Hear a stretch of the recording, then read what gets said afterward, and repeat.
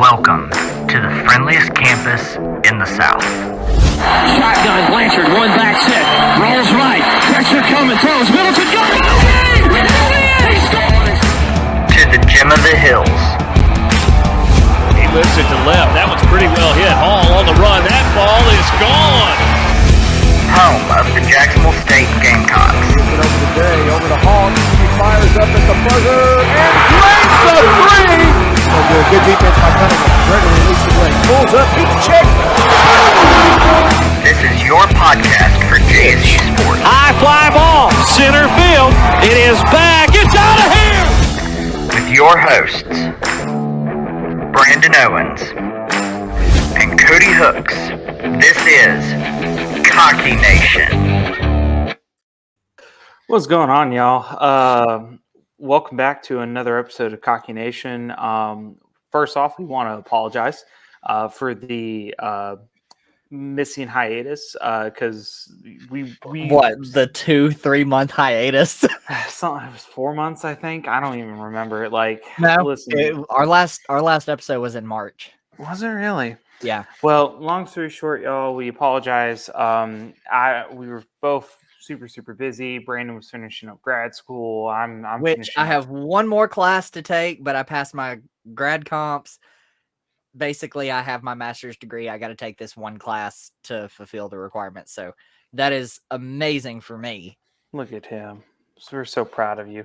But ultimately we, had to take a short hiatus, and that short hiatus turned into a long hiatus. But we are back. We are starting. I guess you could technically say that this is starting. Is this the end of season 4? Or is this This is the season finale. Season finale. So we are. Brandon and I are working religiously right now to work on getting a better schedule for next year as we get closer to be more consistent and trying to get things in. Especially trying some new things, going live, new games. And so it is going to be a work in progress. And so we do apologize, but we hope that all of you that are diehard fans are still kicking with us because, we do this not because we have to, but because we want to. But with that being said, we do want to go ahead and kind of wrap up on what happened in our spring season with all of our spring sports. And then also we are going to be looking at some JSU things for the fall, as well as just some fun nitpicking things that Brandon and I enjoy. So Brandon, why don't you go ahead and kick us off on what happened with our beach volleyball season for our girls? Well, sadly, I hate to start the show off that way, but our girls finished, 5, 6, 7, 8, 9, 10, 11, 12, 13, 14, 15, 16, 17, 18, 19, 20. 20, and 3. Oh, God. Yeah, it was not a good season at all. And this was our first season in Conference USA too. Yeah, I was about to say. I mean, you got to give a little bit of, leniency because it's not like we were making the jump, and it is what it is. But I mean, if you go look at all of our opponents, I don't know if they have beach volleyball broken up into Division 1, Division 2. I don't think they do. I think everybody is in just one division, but when you look at some of our opponents, you have Florida Southern, Huntington, St. Leo, State College of Florida, Eckerd was an exhibition, St. John's River State College, and then you're getting into the D1 opponents that we're used to.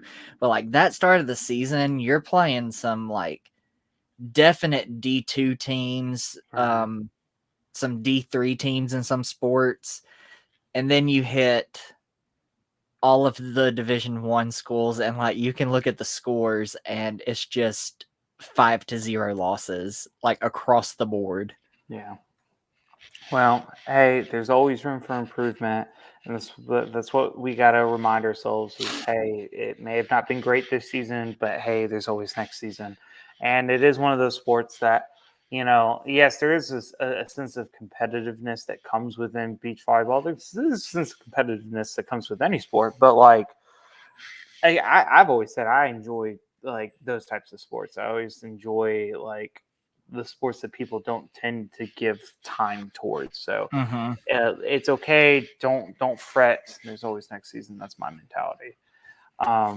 But also in our spring season, to kind of transition us a little bit, softball ended. Overall, we ended with a 31-22 with our schedule. We were in the positive with our percentage rate. We went 15-9 in the conference. Unfortunately, things did not end the way that we hoped that they would.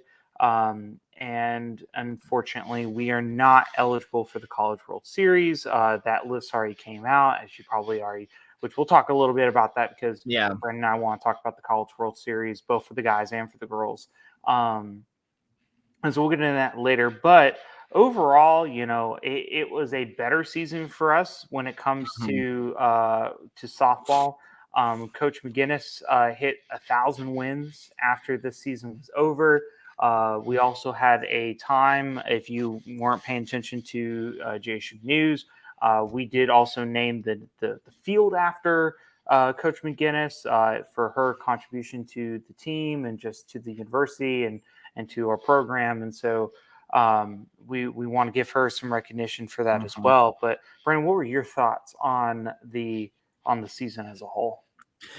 In my opinion, it was a really good season. I mean, you had your top 3 seeds in the ASUN tournament.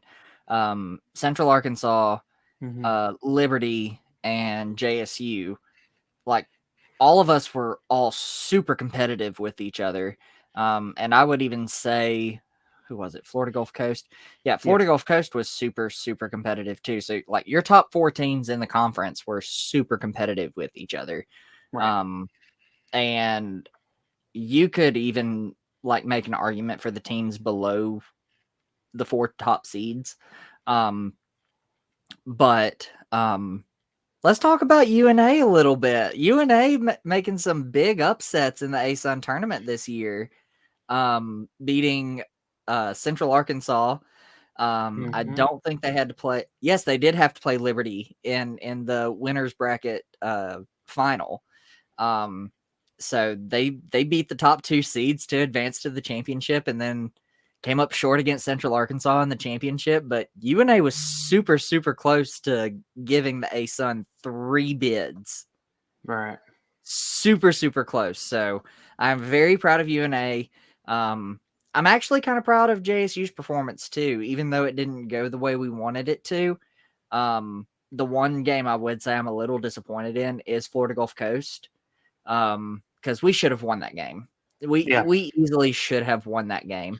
I mean, So to lose other 4-6. I mean, we kept yeah, it close, but like just mistakes were made at the end, and just kind of we fell short, But and I mean, hey, shoot, we should have beat Liberty for a chance to play UNA. yeah, So yeah, I mean, close losses, 2 close losses in the conference tournament. We were the favorite to outside of Liberty and Central Arkansas. We were the favorite to get the ASUN 3 bids. And I was really hoping for that because we would have probably been placed in the same region as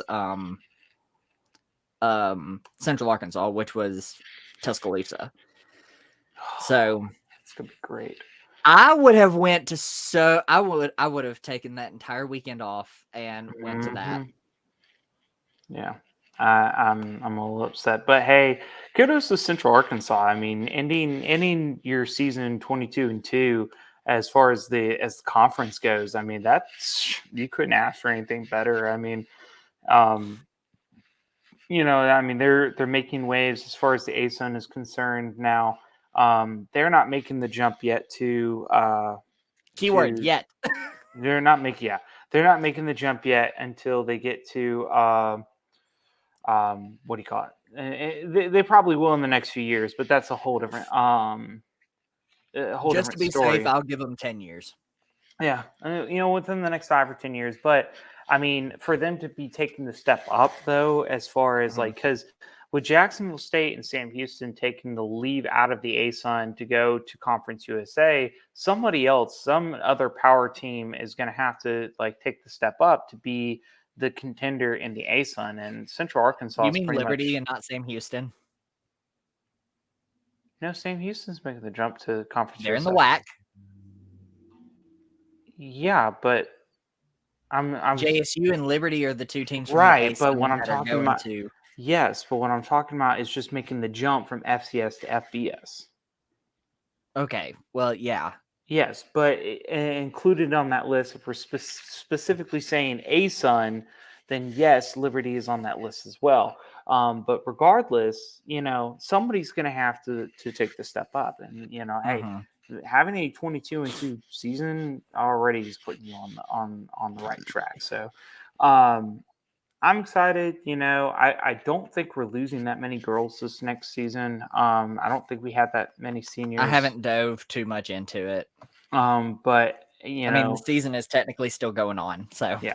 And so technically, we'll next year's a whole different ball game, a whole different beast because now we're not playing in an ASUN conference. We're going to be playing in a Conference USA, which, based on is yeah, she tough?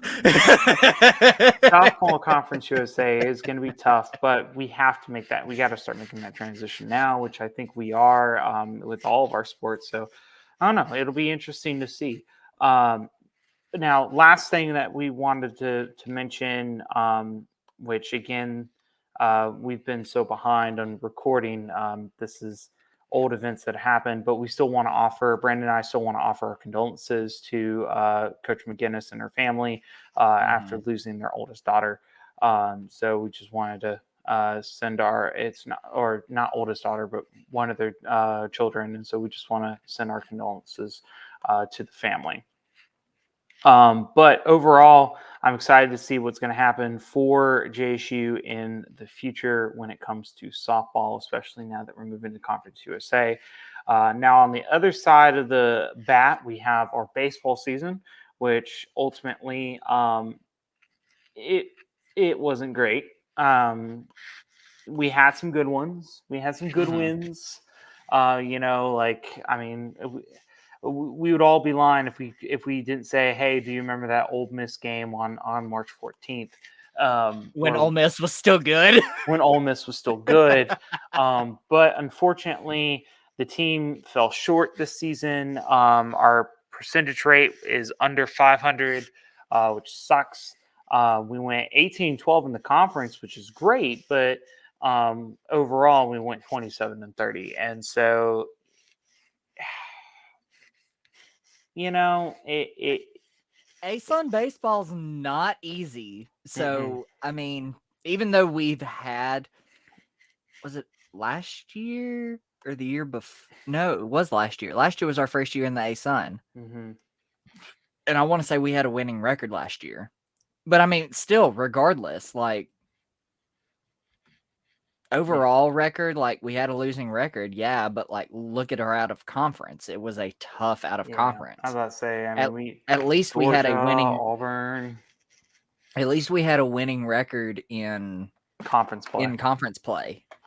Yeah, and again, like it happens. I'm not like devastated, but we're definitely gonna have to make some corrected adjustments in order to be prepared for next season when it comes to conference play. Now, as far as the baseball championship went for the ASUN, I mean, we were not doing terrible. I mean, we beat Stetson 6-1, and hey, we were on a run, and then we beat Eastern Kentucky 9-3. But then we fell short when it came to Austin Peay. Like fell really short, 4-16.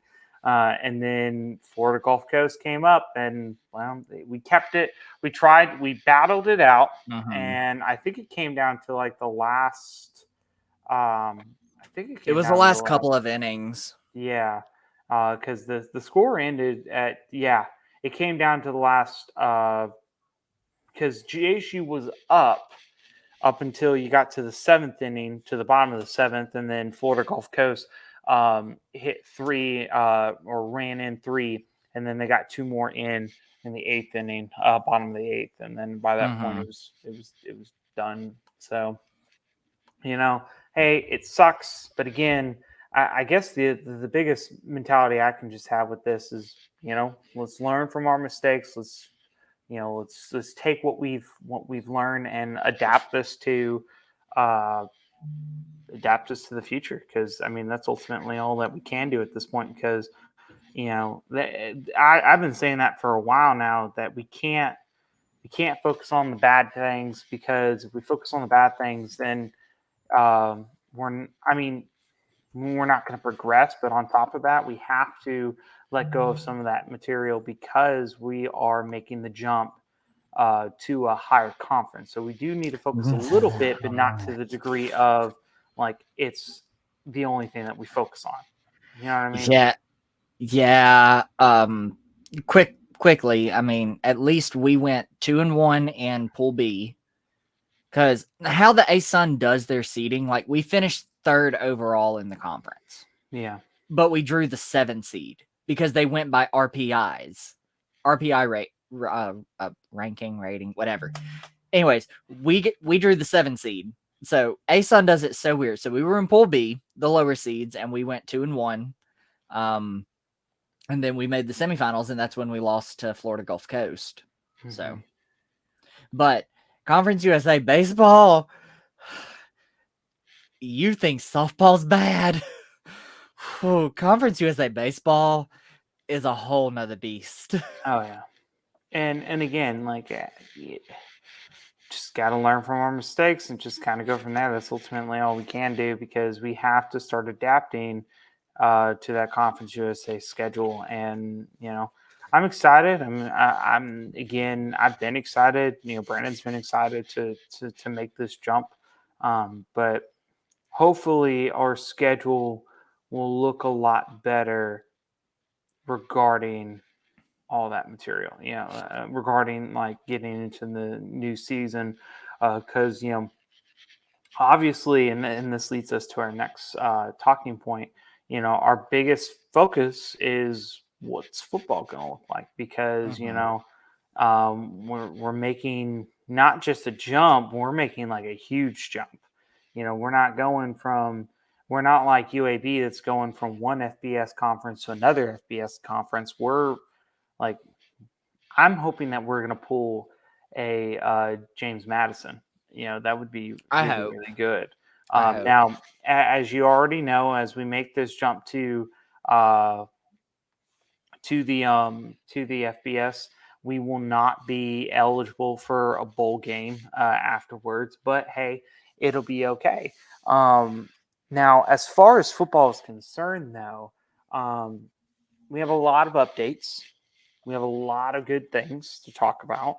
The first thing that I want to kind of focus on is the spring game, where I can't remember what the exact score was for that red versus white, but I don't think we keep score. we were probably not one of them teams. But what was your thought process on the spring game, though? Because spring games open our eyes to a lot of things that we need to adjust as far as offensively and defensively. So that's what we really need to focus on. But what were your thoughts, Brandon?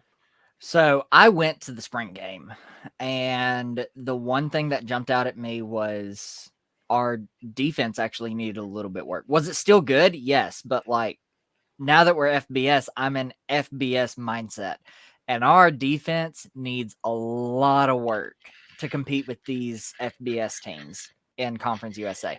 Now, granted, yes, it's Conference USA. Conference USA football is not necessarily the best thing ever, but our defense does need some work. Our offense was actually pretty okay. I started to see Rich Rod kind of settling into what he's known for, which is a run-first offense. And Tayshawn Smoot, I mean, we talked about him last season, and Tayshawn Smoot was on fire. He did give a lot of the other quarterbacks some playing time, but especially that freshman from Hueytown. that signed with us. But Tayshawn was the most impressive, and he has an argument to be the starting quarterback. Now, I will say, as a team overall, I think we will be okay. But once we work out those kinks, I think it will be milestones better. Oh yeah. And I think most people would agree with you on that. Which, by the way, if you want a really good recap on our football podcast, like on football updates and information, if you're not paying attention on social media wise, Rich Rod does a sports podcast himself, where I believe they're out they center at the Oxford location for Oh, you're talking about the JSU podcast that he's a part of. yeah. Yeah, the one that's at So Buffalo Wild Wings. yeah, Now, so he has a personal podcast that he does Mhm. with his daughter that is actually really good too. Yes, but if you're ever wanting like more information, because listen, Brandon and I are not like the football gurus. I mean, we know enough to get us by, but we do this because we love it. But if you want more information, like more breakdown, more statistics, I would definitely highly recommend go listen to his podcast, because I do catch it every once in a while to just kind of get an idea of the man behind the mask, because this is because ever since Rich Rod came to JSU, like a lot of people have used the phrase like this is the man to lead us to the future. Is he going to be there long term? Is whatever, we don't know, but we do know one thing: he's leading us into the FBS programs, and we have to put our trust in him. And so I think that I will agree with Brandon on the like coming from a background of a running game. I was talking to a buddy of mine who really likes Rich Rod, back when he was down in Louisiana, and so I am seeing that a lot. Now the question is though, and Brandon just already highlighted a little bit about this. The question is, who is QB1? Because if you haven't been paying attention, if you've been sleeping under a rock, there's been some updates with QB1, because you got the guy from Hueytown, you got Schmoot, you got and then there's a third he's either third or fourth, I can't remember. Logan Smothers from Nebraska, of all places, the place known for corn, he made a decision. He's coming back to Alabama to play for JSU. Now, the question is though, do you play Smothers? Oh, he's from my neck of the woods. I didn't realize that. Yeah. He's from Muscle Shoals. Yeah, he's from Northeast Alabama. So the question is, do you prioritize experience in an FBS program over somebody coming in? Now, that's my question, Brandon. Would you like, if you were Rich Rod, okay, would you prioritize Smothers over Smoot or the Hueytown guy?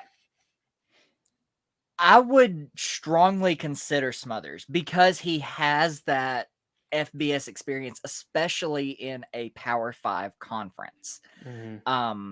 But where we go away notification. Thank you. Sorry. But this is a different situation than where we were last year with Aaron McLaughlin. We were still technically FCS last year, and Aaron McLaughlin came from NC State down to play for us in the ASUN, or at the FCS level. So the question we had back then was, do you go with this Power 5 transfer who has proven himself at that level and can play ball, or do you stick with the experience in Zion Webb? And I want to say both of us were leaning with Zion Webb. purely because of the experience. And that's just because we were still in the FCS. This go round, I don't know. Like, you have to give this kid some consideration. So let's take a look at his stats real quick. so so are you talking about Smothers stats? So okay, Yeah. first so off, in 2021, so in last year's season, okay, he completed 10 passes, and that was about it. He only played in 4 games. He played in 4 games. He played versus Yeah. Michigan. He played against Minnesota. He played in the Illinois game, and that's it. Sorry, 3 games. He played in Yeah. 3 games. Now, he was the backup. It wasn't like the go-to guy. He is like, as far as height goes, he's 6'2", so he's got the height for him. But Yeah. he's kind of light for a quarterback in this day and age. He's only 190 pounds. Usually you're Yeah. looking at a quarterback that's at least 200 plus. Now, again, I'm not going to say that he can't play. I mean, obviously, he committed to a school that wanted him, but there's still too much gray area with him. Like, I think he needs some more time I need to see him play. Okay. Yeah. We have Well, not seen him play. If you want to combine all of his stats, combined passing in his 2 years at Nebraska, he is 33 for 52, basically 63% completion rate. Mm-hmm. Having to do quick math, 413 passing yards. Mm-hmm. He had 49 carries for rushing, Mm-hmm. and a total of 100. That's not right. 161 rushing yards, Mm-hmm. and two touchdowns.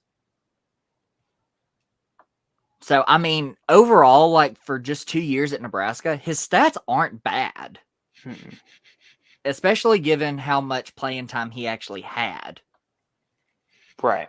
And again, like, I don't necessarily, like, I'm not like angry at the guy, and I'm not saying that he can't play, but like, Right.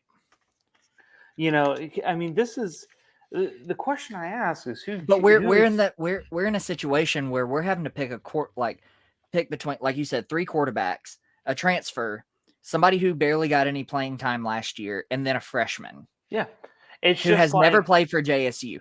So, I mean, we're in an interesting spot. Like, well, and it really depends who runs the best, in my opinion. right, because you're going to have because Rich Rod is a running game heavy quarterback, and 6'2", 190 pounds. Now he may put on some weight since I don't know, but I just don't know if that's enough as a quarterback to really get behind as a runner. Now, similar situation that you can relate to this type of circumstance. Look at Alabama. Alabama, you have Jalen Milroe, you have Ty Simpson, and then you have whatever that guy is coming from Notre Dame. Yeah. And a lot of people, like, I've heard some people say, "Oh yeah, it's gonna be that Notre Dame guy. Like, he's got the experience." Okay, Jalen Milroe's got experience. Yeah. He hopped in when Bryce Young got hurt this past season and stepped into the game. I've heard people say, "Oh, it's going to be Ty Simpson." Ty Simpson's going to be that QB1. I've heard Ty Simpson the most. See, and I think and as somebody that works down in Tuscaloosa now, I'm friends with coaches that know Saban, or have been to the spring practices, or they've been to the summer workouts. So I'm getting like actual firsthand information here. I'm just saying. Based on what everybody keeps telling me, I've heard a lot of people say that that it's going to be Milroe to start with, and then Ty Simpson's going to come in and like kind of take over, because Milroe's got the experience. Like, he's actually got field experience, and then Ty So a Simpson's two quarterback system? not necessarily two quarterback system, but it'd be like Jalen Milroe will play in the first like 3 games, and then they will start to transition Ty Simpson in. That's what I've heard the most. Now, I don't know if that's 100% accurate. It has been a minute since I've talked to people about this. But I think our luck would be at this point because, again, we don't have a lot of information on Smothers. He's still green, in my opinion. He's still fresh. He's still new. Does that mean that he can't play? No. Does that mean that he's going to get QB1? Not necessarily. I think what we need to see is what happens in that very first game. I think we need to play with. I think we need to play Smoot, and then after him, we need to rely on Smothers because he does technically have that field experience. Yeah. That if Schmoot goes down, that Smothers can step in and then build up the Hewtown guy. Because what I love to see, I can't remember the Hewtown guy's name.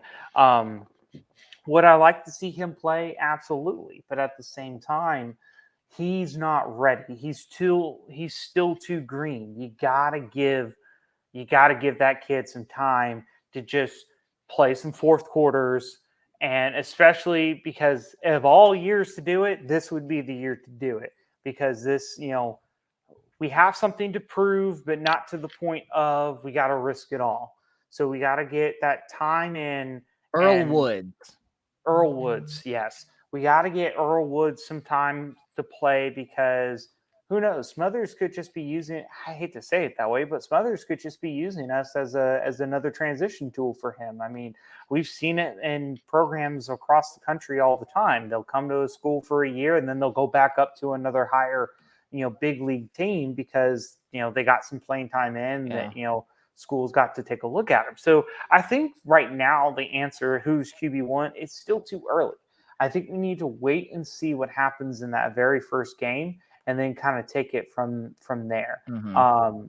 And then just we'll wait and see. I think all of them do need to take some time. I would especially say in that first game against UTEP, we probably should try and give each one of them at least Smoot and Earl some time. If you want to throw in Smothers, depending on how he's looking, sure, we can throw him in into that game, but definitely make sure that we give at least 2 quarterbacks time in that first game. That's going to be my mentality on that. Well, I think this is the first time in, I think, JSU's history ever that we've had 2 3-stars in the mix, Tayshawn and Earl, and then a 4-star quarterback in the mix. Yeah. So I think either way, based on that alone. Now I know you can't judge solely on what star player, like 2-star, 3-star, 4-star. You can't base a player judge a player based solely on that. But it's a pretty good indicator as far as like what to expect to give you an idea when you first see them. Well, and again, like the mentality for me, and this has been my mentality all, leading up to this season, is get what we need to get done, but not kill ourselves over. Because again, I hate to think this way, but we have nothing in the end. After November 25th, we don't have anything. The only way that we can land in a bowl game is if, hypothetically speaking, they allow us to because somebody backs out because something happens. That's the only way that we're going to end up in a bowl game. They still won't do that. Exactly. They're going to find somebody else that's bowl eligible. And so I would just say, just take our time, get comfortable, enjoy it, show them what we got to show them because, again, we want make to make a statement, and then ultimately build up our program because I want more 4 and 5 stars coming to our program, and that's ultimately where we are leading towards. We are starting to get more of them. in different states. We're not just focusing on Northeast Alabama or Alabama in general or Georgia or Tennessee. We are starting to get more players from outside of our state that are 4 and 5 stars that we generally didn't in the past because we've made that jump to the FBS. Now, as far as my prediction for this season, Brandon, I think it would be better because originally Brandon and I were going to talk about like has our predictions changed. We really didn't make a lot of predictions about this next season. So what I would say is let's go through each game and just say if it's a win or a loss in your opinion.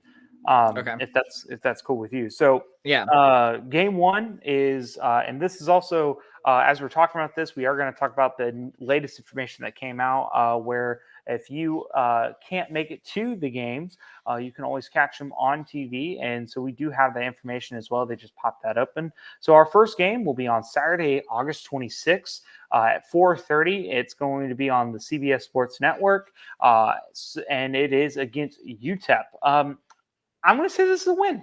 I think it's going to be close. Yeah, UTEP is one of those teams where you don't know if they're going to be good or bad. Mm-hmm. And even if they start out good or start out bad, it usually goes the opposite. Right. So, like, this is a toss-up, but with it being our first FBS game at home in August, we have to win this.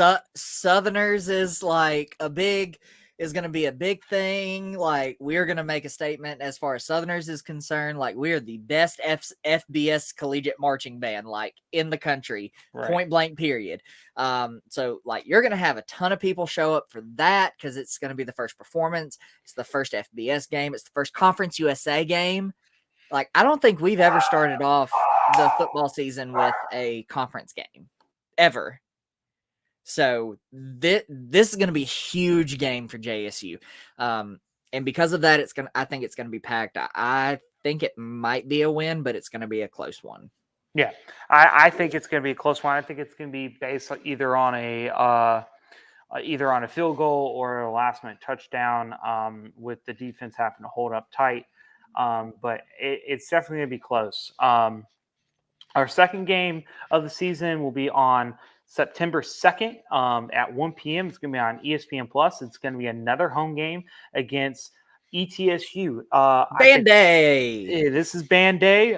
If you are a former Southerner that wants to just watch future Southerners come in, that would be the game for you to come. I think Brandon and I said it's not that. I don't think it's that game. I think it's there's one specific game.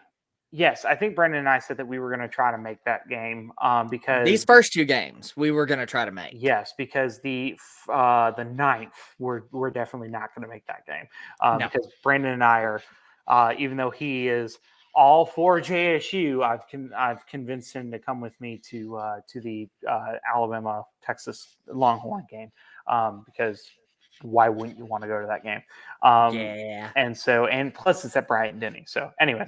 My God. But yeah, I think did you get tickets by the way yet? I'm working on it. Okay. I'm working on it. I have a fantastic person that's working with me to try to see if we can get some tickets. I'm still it's a slow work. Even though I'm not an Alabama fan for football anymore, I will gladly deck myself out in crimson and white. Roll Tide, baby, roll Tide.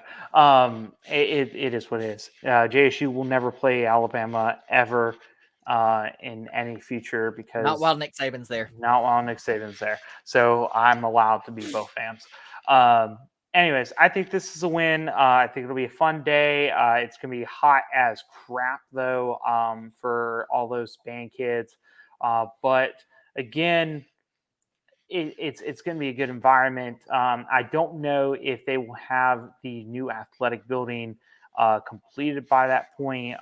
If you haven't been, their goal is to have it ready before the start of the season. That would be great. But I do know like things are going to be slightly tight because didn't they already start on the construction of the stadium as far as like expansion goes, and so that whole like backside, the former home side is still very like. Oh, I didn't know about that. I thought they've already started working on that. I don't know. I could I be don't wrong. know. I know they've started construction on the field house. Yes, but I don't know. It's Which gonna be. they're apparently they're ahead of schedule on that. Yeah. I just think it's going to be tight, but I think it'll make the crowd bigger and more fun. It's just going to be hot, so make sure that you bring enough drinks for that. But I think it is a win for JSU, especially at home. We've played What was ETS. their record last year? I don't know, but when we played them 3-4 years ago in the playoffs, we beat them, and it was no problem whatsoever. It was a close game. Oh, I thought it was easy. We almost lost in the first round. Oh, well, anyways, I think we'll be fine, in my opinion. After ETSU, we will be on the road for our first away game. And this is the game that a lot of people wish was back at JSU, because I remember in 2016, we played Coastal Carolina at home. And it was the first battle of the game. I have a story about that one. It was the first I have a battle story of the about that game against the Chanticleers. I don't know how this. Can I tell my story real quick? Yes, go ahead and tell your story. Okay, so with that first matchup against Coastal, you know Timmy, the trombone player. Okay, so I was standing next to him, and out of nowhere, like Coastal, I mean, it was a battle, and Coastal, I think it was at the end of the game or towards the end of the game, and Coastal was trying to take the lead and like regain momentum. This was their last season in FCS, by the way, and we only beat them by 1. But there was one moment where Timmy and I literally yelled, "Break that quarterback's legs." The very next play, his leg was broken. Yeah. Listen, we weren't. It was a fun game, though, and I enjoyed it. I remember we won that game, did we not? 27-26. Yeah, that's right. It was a very close game. Now, as far as this season goes, I think this is where I think this will be our first loss of the season. Just this is a toss up for me. Yeah, it for me, I'm gonna go ahead and say it is probably gonna be an L. Coastal Carolina's looked pretty consistent the last couple of years. So I think this is where it's a loss for us. It's a 6 p.m. game in Coastal Carolina, so I don't see it.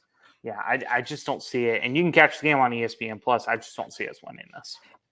Yeah, I'll say it's an L, but I think JSU is going to play them real close, just because of our history with them.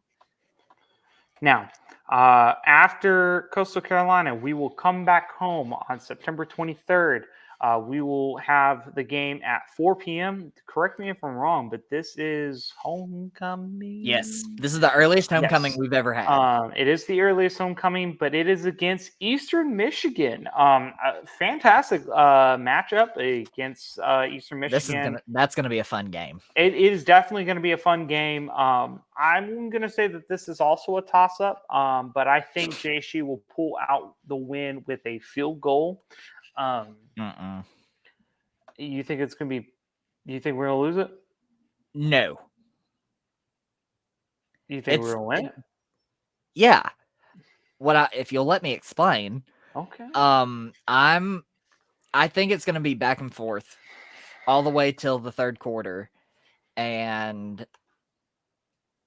I think this is going to be a lot like Eastern Washington as far as like the physicality of the other team.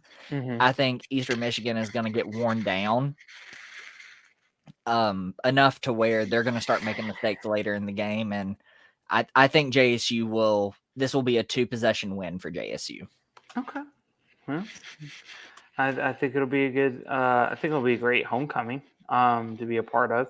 I think we'll see more. Please don't lose our first homecoming at FBS. Please don't. I don't know whether or not it'll be like packed, just because it is Eastern Michigan, which means that you may have your diehard fans that do come down for the game, but I don't know. But it's also homecoming. It is also homecoming. Now, after Eastern Michigan, we will travel again to the good old state of Texas, where we will play Sam Houston at Sam The Houston. Gravy Bowl. The Gravy Bowl on a Thursday night at 7 p.m. It is on Thursday the 28th at 7 p.m. You can catch it on ESPNU.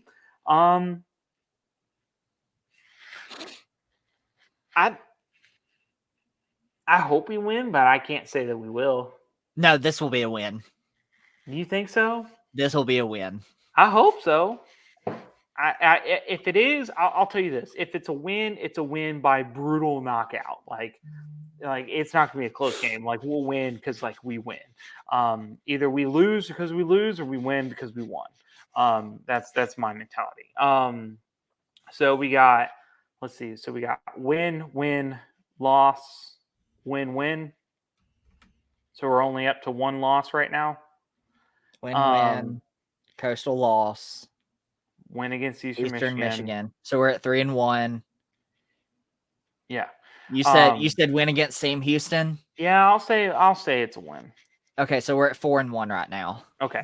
After Sam Houston, we will travel again on Wednesday of all days. We're going to be playing Wednesday on the 4th at Middle Tennessee at 7 p.m. The Brawl of the South. Yes, that's what I'm calling it.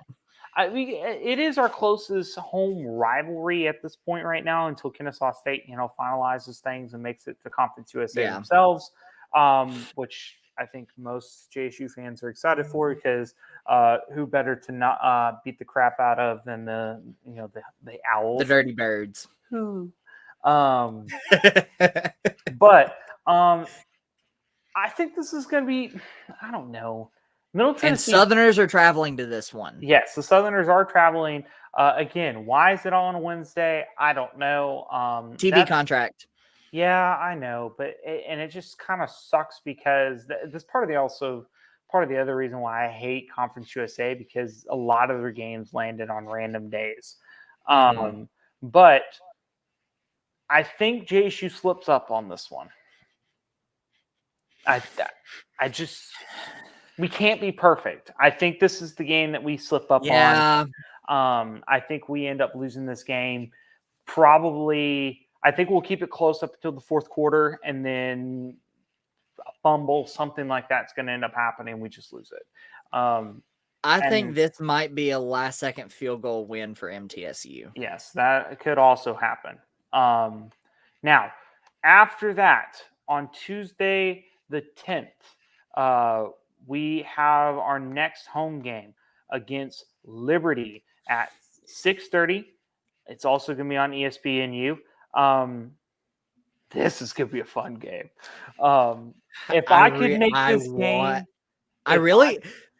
this is why I would really want a middle school teaching job just so I can go to this game. See, I would love to make this game.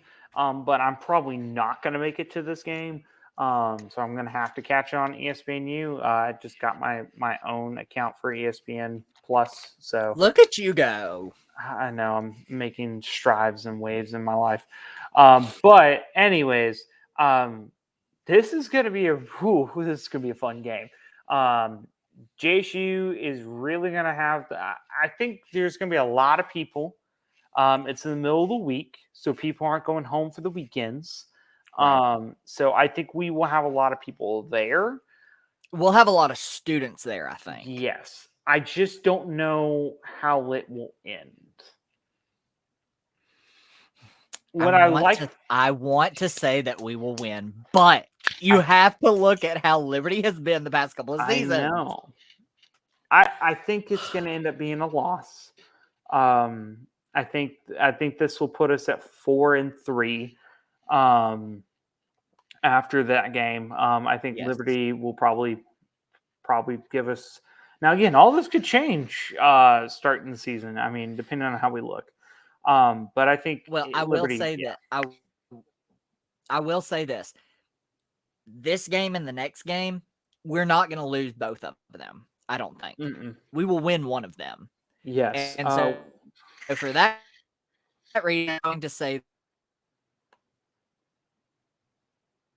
I think you're glitching in and out, Brandon. I think we may have lost Brandon. Well, as he is trying to get back in, we will go ahead and talk about the rest of the season until he gets back. So after Liberty, so right now we're at 4-3 after the Liberty game. On that following Tuesday, we play at home again against Western Kentucky at 6:30. I'm going to go ahead and say that this is a win for JSU. I think it'll be a close win. I think it'll be by at least one possession, maybe two, but it will be a game played throughout. And so I think this is how it's going to end up playing out ultimately.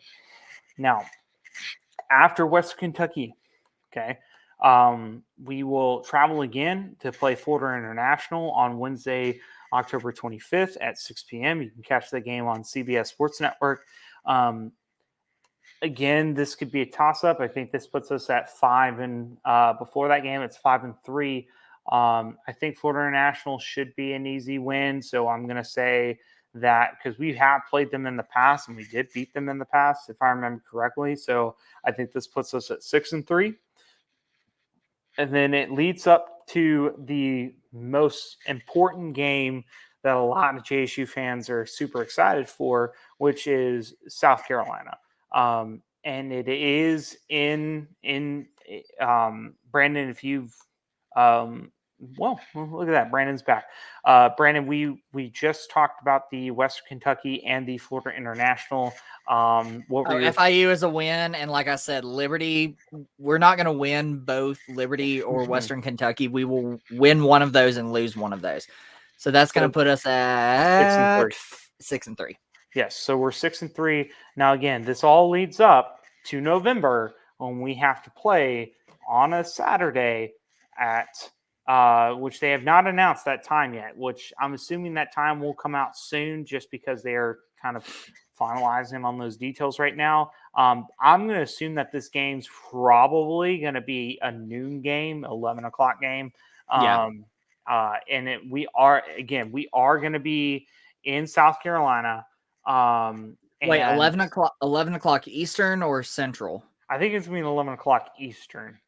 Or it's probably going to be a new game. It's probably going to be a new game. Gotcha. And I think this game is going to be on ESPN, or it's going to be on the SEC network. No, it's on all ESPN platforms, is what it's saying right now. Well, that's because they haven't made a decision yet. Exactly, but it's probably going to be. Which on is the why SEC. I'm saying it's going to be on the SEC network because that is an ESPN platform. Yes. Now, Brendan and I are wholeheartedly trying and attempting to be at that game. Yes. Because for any of you that don't know, I'm a wrestling coach, and if you don't know anything about wrestling season kicks off literally the following weekend. Like tournaments and competition begins that following weekend, and so this that's will be the tail end of marching band for me. Exactly. And so this will be like the last like chance I get to actually like go to a football game really. And so I'm hoping I get to go. Brandon and I have already talked about it. If we can, we're going to leave Friday evening or Friday some point, drive up to South Carolina, stay the night, go to the game, and then probably come back either that night or Sunday. If we do go to the game, Brandon and I are still working on it. But if we go to the game, Brandon and I have talked about going live for this game to talk to JSU fans, because I've heard a lot of JSU fans are going to go to this because it is Battle of the Cocks, Battle of the Coop, Battle of the, whose cock is better. I mean, you've heard all the statements. I mean, I can't wait until Get Personalized gets their hands on some of these posters. But Brandon and I are working to come to this game. As of right now, if we look at the schedule from last season with South Carolina, JSU will not win this game. I think South Carolina's got too much on them. I think South Carolina is going to end up pulling the W out of this. Now, all of this could change in the next few over the next few days or the next few weeks when the season kicks off. South Carolina could just not be good. and we could pull off the upset. If we But pull even off, then, like even then, you can't really tell if a team is going to beat a bad SEC team. Like exactly. if a group of 5 team is going to beat a bad SEC team. I mean, nobody thought that we were going to beat Ole Miss back in 2010. Nobody thought that we were going to beat Florida State, 2 years ago. It's still up in the air. We don't know.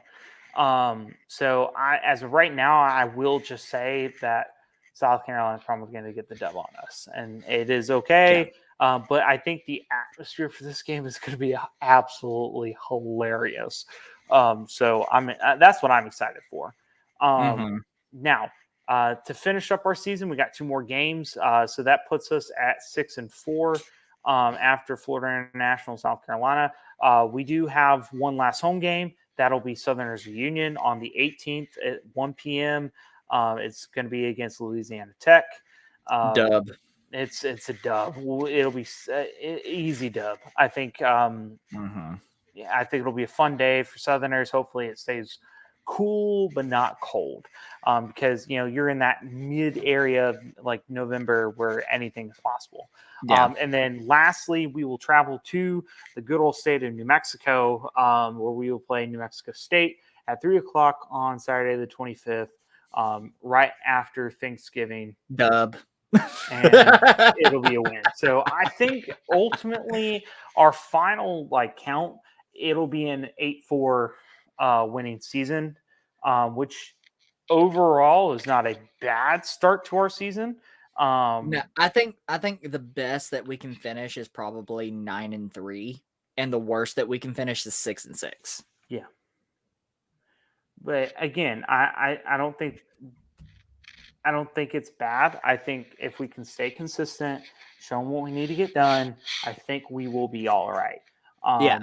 But again, it is very early. It's still very, very early. But I do believe in our team. I think that we have the means to get it done. We just have to wait and see. Now, last thing before we talk about a couple non-JSU things that Brandon and I were interested in talking about.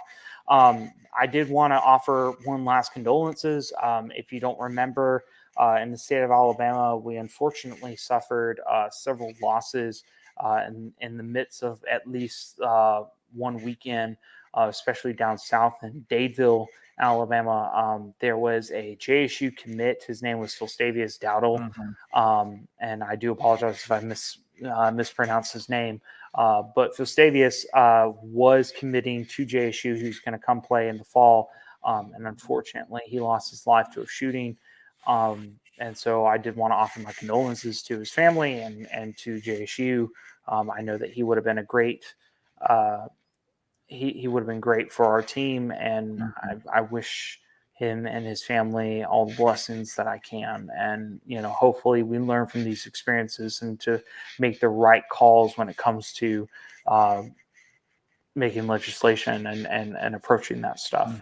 Again, I'm not hopping into politics here. We have, as a teacher and as Brandon as well, we have to look and protect our kids. Yes. But as far as non-JSU sports talks go, as you probably know, we are about to kick off both the College World Series for the men as well as the Women's College World Series for softball. I'm excited this season. Alabama is hosting, I think, both for softball and baseball, if I remember correctly. They did. Softball they did, and baseball they are. Yes. And so I'm excited because, as not just an Alabama fan, but as a Alabama state, just for the state of Alabama, I like that we get the opportunity to host because we generally don't in the past. But if you saw, as somebody that lives in Birmingham or in the Birmingham region, when March Madness came through and we hosted one of the regionals, the environment in the city of Birmingham and then in the state. Oh, it was electric. It was electric. It was amazing to have all these people from different places come in and and come support this because, anytime people think of Alabama, it's always negative things. Like, if we're being completely honest, it's not always great things. And so just having the opportunity to host these types of things allow us to open the world to more than just what they see on TV. Like, yes, Alabama and Auburn fans are very obnoxious sometimes, but we're more than just that. And so I'm excited that we're able to host Y'all these. are, not me. Yeah, whatever. But again, I'm excited for this. I don't know how the College World Series will end for both the boys and for the girls, for baseball and softball. I'm just going to be when it comes to the College World Series, like if JSU or Alabama makes it, like I'll pay attention a little bit more specifically to them, just because like I'm going to support my state. But generally speaking, I take the same approach that I do with March Madness, and that is I'm just gonna find myself at a sports bar and enjoy the games. Like, I just enjoy that atmosphere and that environment. So it's still too close to call. Hopefully, hopefully Alabama does really good in both baseball and in softball. I don't know how we'll do in baseball specifically because, Vandy. But hey, it is what it is. Well, they won't have to worry about Vandy until possibly Omaha. Yeah. But even then, like, they got to get through Wake Forest Yeah. in the supers if they make it that far. So it's still early, but again, catch those games, support ESPN, support sports in general, and just watch the games, enjoy yourself, find a place to watch them, find a sports bar, go to Buffalo Wild Wings, go to Baumhauer, something like that. Yeah, Bama plays tomorrow at, is it 11 Central or 12 Central? I think it's 11 Central. I actually don't know. I don't either. But they're the first game of the Women's College World Series tomorrow. Yes. And they play Tennessee. That's going to be a fun game to watch. The only downside for Alabama when it comes to softball, and everybody talks about it, like Montana Fouts is an amazing pitcher. She is a beast. But everybody knows how she pitches. That's the only downside, is that she doesn't have anything that she can. And yet teams can't execute. Exactly. So I've been saying this for a while, that if you can't hit off of Montana Fouts at this point, like, you just suck. So I mean, that's just ultimately what it comes down to, because at this point, like, you should already be able to, like, no offense, Montana, I doubt she's listening to this, but if you can't hit off of her because you've been paying attention to her pitches, because she doesn't really change up that much, she's just a really good pitcher. That's on you. She's very strategic. Yeah, she is very strategic. So, again, wish you the best of luck. Let's bring a state title home. To That'd the be state. awesome. First one since 2012. Now, as far as playoffs go for football, for the fall season, and Brandon and I like to talk about football playoffs. We like to call it our It's way not too early. FCS this time. I know. It is our, quote, way too early playoff thoughts.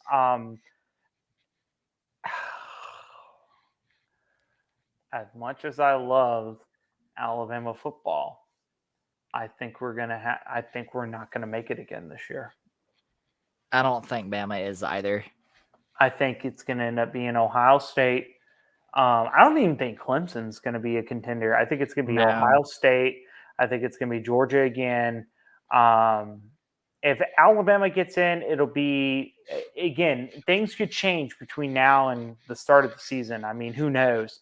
But I think it'll be Ohio State, Georgia, and then I don't know who the other two, Michigan possibly. I think Michigan's probably going to beat out Ohio State, if I'm being completely honest. I think it's going to be Michigan, Georgia, and then up for grabs the other two teams. But again, it's still too close to call. I got to pull up the preseason top 25. Okay. While Brandon's doing that, just a couple of things that we want to throw out to you guys. If you are, as you know, Brandon and I were both Southerners back at Jacksonville State. And so we like to talk about the Southerners. We like talking about band. We have a background in music. And so if you have not already been looking, if you are a DCI fan, DCI is kicking off soon. And so What is Drum Corps International, Cody? For our viewers that don't know what DCI is. Okay, so Drum Corps International is it's basically your off-season marching that you can participate in during the summertime, where different programs will face off against each other from different parts of the countries, and they all go to like different shows. People come to watch them. It's a lot of fun, and then they all go to Indianapolis for the finals for DCI in August. Now, there are several different DCI groups. You have your world class. In the world class, you have the Academy, and their show is Sola Luna. And the Blue Devils, you have the Cutouts. Is the name of their show. They have a lot of different musics adaptations that are going to be added to their program. The Blue Knights, their show is titled Unharnessed. And the Blue Stars, their show is called In Absentia. I looked through the entire list. So quickly, I think your playoffs are going to be my prediction, my way too early prediction. Mm-hmm. I think it's going to be LSU, Texas, Michigan. Jesus is the fourth contender, y'all. No. This page reloaded on me. It's okay. We don't have to get into that just yet. I think Georgia will still be a contender. So I think it'll be Georgia, LSU, Texas, and I'm going to make a bold prediction. I'm going to say Florida State. Yeah, a lot of people have been saying that Florida State's on the rise again. So, which, you know, they better, because after that unnerving loss against JSU. My four are LSU, Texas, Michigan, Florida State. Okay. Well, I guess we'll have to wait and see. But anyways, so back to our DCI shows. The Boston Crusaders, they are marching a show called White Whale, which is based on Moby Dick. The Cadets, their show is called Atlas Rising. I'm kind of excited for the Cadets. I've always been a slight cadet fan. I'm excited. My favorite show I'm super excited for, because my gosh, they're my favorite DCI group, which is Carolina Crown. You too? Yeah. Well, them and the Bluecoats. Bluecoats and Cavaliers are my favorites. But Carolina Crowns, their show is called The Round Table Echoes of Camelot. I'm super excited for this one. It's gonna be so good. Yes, they are marching Mozart. So bringing in the classics. The Cavaliers. Hey, we've done that. Mm-hmm. We've marched Mozart. Yes. The Cavaliers, their show is titled Where You'll Find Me. I'm super excited for this one. The Colts, they're marching Where the Heart Is. They have music from Pink Floyd, Motley Crue, Mason Williams. So I'm excited for that. Genesis, they will be marching a show called Symbiosis. It's supposed to be really kind of funky, is what I've been told. Jersey Surf is their show is called Express Yourself, based on what if they do not do Madonna. It does look to be like a heavy 80s type show. I'm interested to see how that's going to go. Madison Scouts, their show is called The Sound Garden. So they have music like Black Hole Sun, Rusty Cage by Chris Cornell, 23 Degrees North, 82 Degrees West by Bill Russo and Sam Kenton. That should be an interesting show. The Mandarins, they will be marching a show called Centermen. or Center Man, sorry, if I'm being more specific. Um, Music City, which is located in Tennessee, is one of our closer ones. Their show is titled Violent Delights, A Rose and Its Thorns. So it's a rose blooms with beauty and grace. Its thorns a reminder of life's embrace. For in its death, its beauty is gone, but its thorns remain a legacy strong. My other favorite group that I love just kind of keeping an eye on is Phantom Regiment. Their show is titled Exogenesis. My guilty pleasure. I think this is yes. I think this is also a guilty pleasure for me. So I'm interested to see how this is going to go for them. Seattle Cascades. Their show is titled Revival. Spirit of Atlanta is making the comeback this year. A lot around the program. Yes, Brandon marched with Spirit one year. And so they're making their comeback this year, up, down, and all around, which is, if we're being completely honest, a really good title for their show, given the circumstances of their past. And we're not going to get into that. If you know, you know. The Troopers, their show So is, excited for this one. Yes, the Troopers are making waves. They have over the last couple of years. Their show title is To Lasso the Sun. It's based on what we can understand. It's going to be a lot of Western. And then in our open class, We don't have to do all of these. Yeah, I'm not going to get into that. I think the only other one that I was going to mention, which I think they're in open class, which is Southwind, Yes. which is located in Alabama. Their title is called Cowboys of the Sky. And so again, if you are a music fan, definitely like if you're not like super invested, try to watch some YouTube videos on DCI. I highly recommend it. A lot of people say, is band a sport? Yes, it is. By definition. By definition, band is a sport. Now, that does not mean that every band is a athletic type band, because like there is a distinct difference between Auburn's marching band versus JSU's marching band. JSU's performing shows for exhibition. Even between Auburn and Alabama, because Alabama's closer to JSU than Auburn is. Yeah. And so again, Brandon, I highly recommend just listening to these shows if you're interested in that material.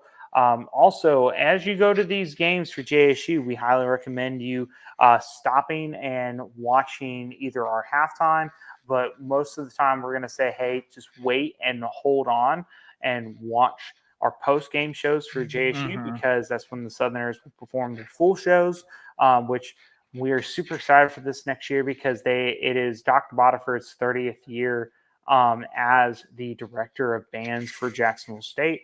And so the show is incorporated from shows from music from all the last course of 30 years.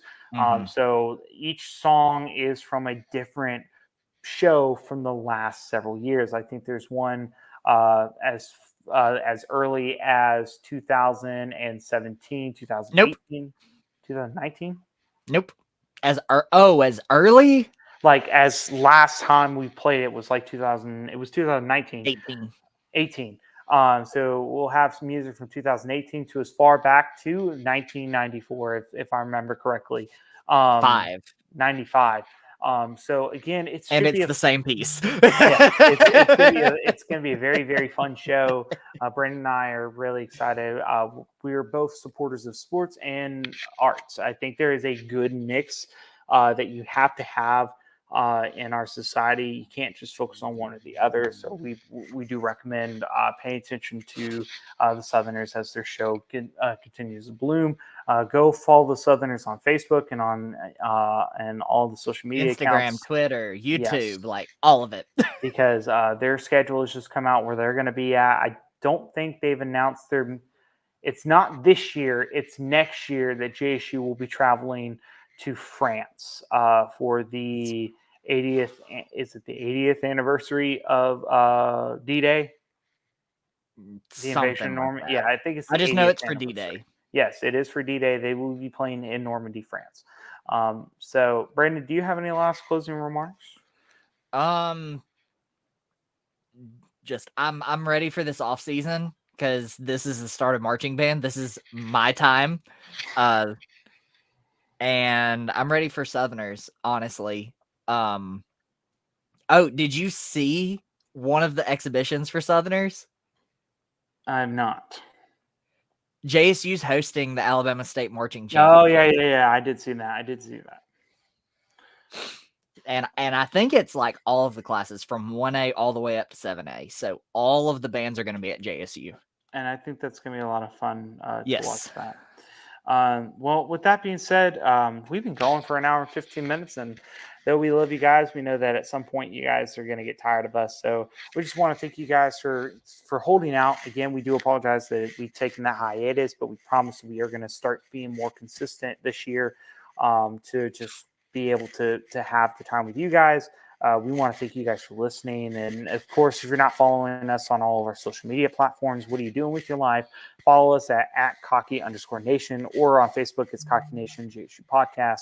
And of course, if you don't know, even though we are making the transition to the FBS, we are still holding close ties to all of our FCS family because we would not be able to do this podcast without them. So we want to give a shout out to the Fans Nation Network on Twitter.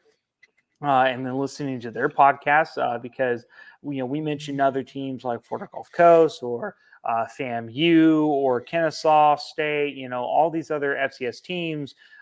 We highly recommend going to listen to their podcast because they're going to talk about their sport specifically. So any of the teams that maybe we had mentioned, like Central Arkansas or other teams that are still in the FCS, they have a podcast. Go listen to them, go talk to them, ask them questions, get their thought process, make them angry if you want to. Until it is what it is.